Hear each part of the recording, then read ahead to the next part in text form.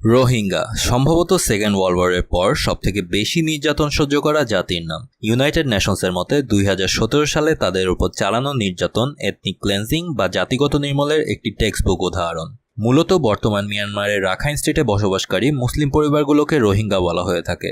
মিয়ানমারের অভিযোগ এরা প্রকৃতপক্ষে বাংলাদেশ থেকে সেখানে পাড়ি জমানো ইললিগাল ইমিগ্রেটস। কিন্তু আসলে রোহিঙ্গারা কারা এবং ইতিহাস ঘাটলে বর্তমান রাখাইন স্টেটে কি তাদের অস্তিত্ব পাওয়া যায় কিনা জানতে এই ভিডিওটি দেখতে থাকুন। আরে এরা কারা, কোত্থেকে এলো এরা? হ্যালো ইউটিউব, ওয়েলকাম টু ভিগো অ্যান্ড হিস্ট্রি, যেখানে আমি কথা বলি বিভিন্ন দেশের ইতিহাস এবং আমাদের আশেপাশে ঘটতে থাকা বিভিন্ন ঘটনার হিস্টোরিক্যাল প্লট নিয়ে। অ্যাজ আই অলরেডি সেড, আজ তুলে ধরবো রোহিঙ্গা জাতির উত্থান এবং সেখান থেকে দেশ ছাড়া হয়ে পৃথিবীর সব থেকে অবহেলিত জাতিতে পরিণত হওয়া পর্যন্ত ঘটনাগুলো। So without any delay, let's start after the intro.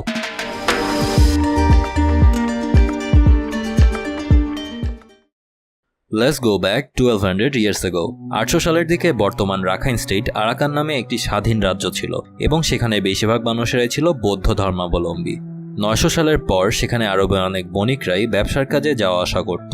এ সময় সেখানে অনেকে ইসলাম ধর্ম প্রচারের কাজেও আসতে থাকে এবং সেখানেই থেকে যাওয়া শুরু করে। আর এ থেকেই 900 থেকে 1400 সালের মাঝে আরাকানের বেশিরভাগ মানুষেরাই ইসলাম ধর্ম গ্রহণ করে। এই মুসলিম ধর্মে রূপান্তরিত হওয়া আরাকানের আদিম অধিবাসী এবং সেখানে পাড়ি জমানো আরবদের মিশ্রণেই এই সময়ের মাঝে সেখানে রোহিঙ্গা জাতির সৃষ্টি হয়। 1430 সালে মিনসো নামে একজন আরাকানি বাংলা সুলতানাতের সাহায্যে আরাকানের ক্ষমতায় বসেন। আর এরপর থেকে আরাকান বাংলার একটি ভ্যাসেল স্টেট হিসেবে চলতে থাকে। এর অর্থ আরাকানের রাজা সেখানে স্বাধীনভাবে রাজত্ব করতে পারবে, কিন্তু আরাকানের টোটাল কালেক্টেড ট্যাক্সের একটি অংশ দেওয়া লাগবে বাংলা সুলতানকে। সহজভাবে বলতে গেলে যারা গেম অফ থ্রোনস দেখেছেন, আয়রন থ্রোনের অধীনে যেমন 7টি কিংডম ছিল, কিছুটা তেমনই এক্ষেত্রে বাংলা সুলতানাত ছিল আয়রন থ্রোন আর আরাকানকে ধরে নিলাম দ্য রিচ। যাই হোক, বাংলা সুলতানাতের অধীনে থাকার কারণে এ সময় আরাকানে বাঙালি কালচারেরও কিছুটা প্রভাব লক্ষ্য করা যায়। এরপর আমরা সবাই জানি 1757 সালের পর থেকে বাংলা এবং ইন্ডিয়ান সাবকন্টিনেন্টে ব্রিটিশ রুল শুরু হয়। আর এই সুযোগে আরাকানে আক্রমণ চালিয়ে নিজের অধীনে নিয়ে নেয় বার্মিজ কিং বুদ্ধাপায়া। এই সময় আরাকান থেকে অনেক রোহিঙ্গা ব্রিটিশ ইন্ডিয়াতে পাড়ি জমায়। অর্থাৎ এখন রোহিঙ্গাদের জন্য বাংলাদেশে যেমন একটি রেফিউজি সিচুয়েশন দেখা যাচ্ছে, তখনও ব্রিটিশ ইন্ডিয়াতে একই অবস্থা দেখা যায়। East India Company Hiram Cox নামে তাদের একজন অফিসারকে এই ক্রাইসিস সলভ করার দায়িত্ব দেয়। তিনি সে সময় ব্রিটিশ ইন্ডিয়ার সাউদার্ন পার্টে রেফিউজি পুনর্বাসন করার জন্য একটি আউটপোস্ট তৈরি করেন। আর এই থেকে এখানে পরে একটি শহর গড়ে ওঠে, কোয়াইট ইন্টারেস্টিংলি, যাকে এখন আমরা কক্সেস বাজার বলে চিনি।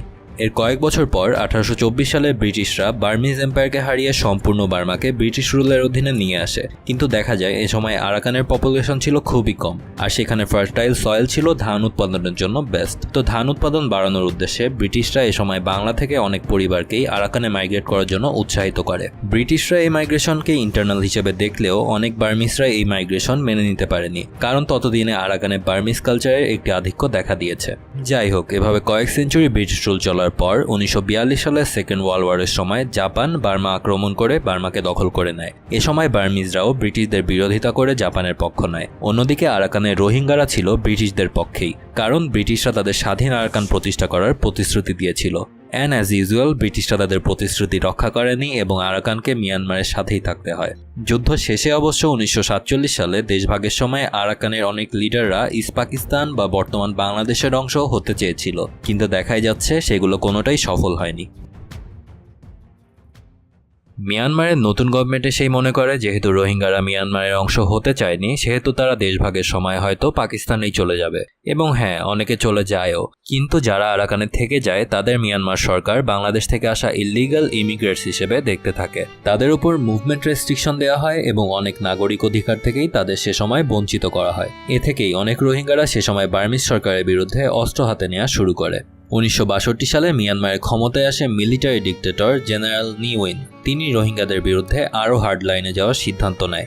রোহিঙ্গাদের পলিটিক্যাল অ্যান্ড সোশ্যাল সকল অর্গানাইজেশন নিষিদ্ধ করা হয় এবং 1977 সালে অপারেশন ড্রাগন কিং লঞ্চ করা হয়, যার উদ্দেশ্য ছিল রুট আউট দ্য ফরেনার্স। এ সময় প্রায় 2 লাখ রোহিঙ্গা বাংলাদেশে আশ্রয় নেয়।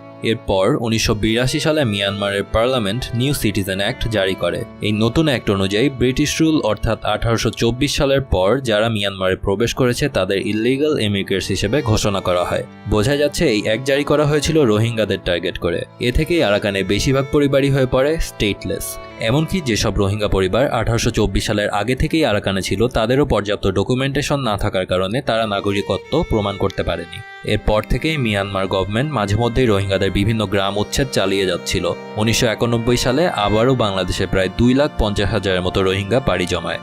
যদিও লেট 90s-এর দিকে বাংলাদেশ গভর্নমেন্ট এবং মিয়ানমারের মাঝে বেশ কিছু চুক্তির মাধ্যমে 2,30,000 রোহিঙ্গাকে ফেরত পাঠানো হয়, কিন্তু এর পরেও মাঝে মধ্যেই কয়েকশো রোহিঙ্গা বাংলাদেশে আশ্রয় নেওয়া অব্যাহত রাখে। সর্বশেষ 2017 সালে মিয়ানমার সেনাবাহিনী নির্বিচারে রোহিঙ্গা পরিবারগুলোতে অত্যাচার চালানো শুরু করে, আর এই সময় সবথেকে বেশি প্রায় 7 লাখের উপরে রোহিঙ্গা বাংলাদেশে চলে আসে। উইকিপিডিয়া অনুযায়ী বর্তমান বাংলাদেশে প্রায় 13 লাখ রোহিঙ্গা বসবাস করছে এবং মিয়ানমারে রয়েছে মাত্র 5 লাখ। সেই 5 লাখ মানুষের জন্য ফিউচারে কি রাখা আছে সেটা এই মুহূর্তে অনুমান করা বেশ কঠিন, কিন্তু আমরা অবশ্যই আশা করব এই ইস্যু যত দ্রুত সম্ভব সলভ হওয়ার। So what's your opinion on this? আপনার কি মনে হয় 1947 সালে দেশভাগের সময় আরাকানকে আলাদা দেশ কিংবা সেই সময় ইস্ট পাকিস্তানের অংশ করা হলে এই ওয়ার্ল্ড ক্রাইসিস এড়ানো সম্ভব হতো? অথবা আপনার মতে নিয়ার ফিউচারে আমরা এই ইস্যু কোন দিকে মোড় নিতে দেখতে পারি? Comment your thoughts now. Anyways, that was the history of Rohingya people. এই চ্যানেলে নতুন হলে please consider subscribing, and if you are watching this long, leave a thumbs up. Have a good week. Goodbye from Vigo and History.